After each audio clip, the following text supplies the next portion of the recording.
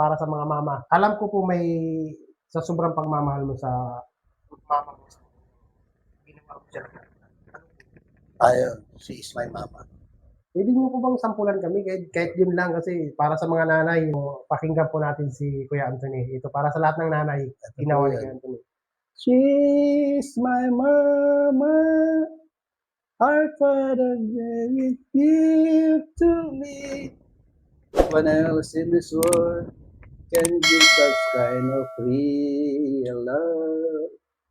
She is my mama, our Father gave this gift to me. Thank you, my dear Lord, for giving me my mama.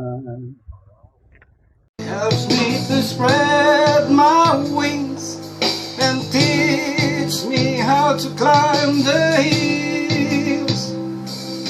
And she will be my forever love, a gift came from above.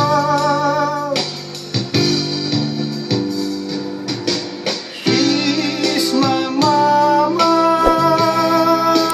Father's greatest gift to me.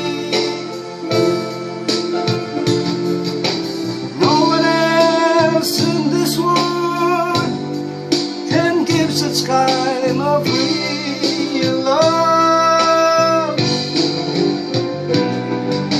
She's my mama, our Father's greatest gift to me. Thank you, mighty Lord, for giving me my mama.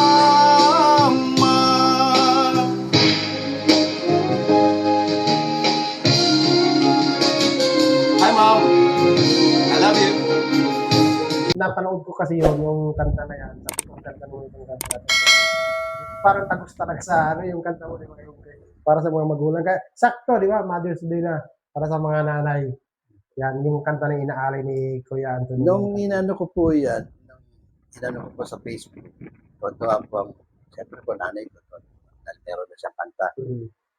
Alam niyo po, meron pong nag-request sa akin, nag-message, kung pwede raw ba niyang kantahin yun sa mama niya. Tapos, sige po. Walang problema.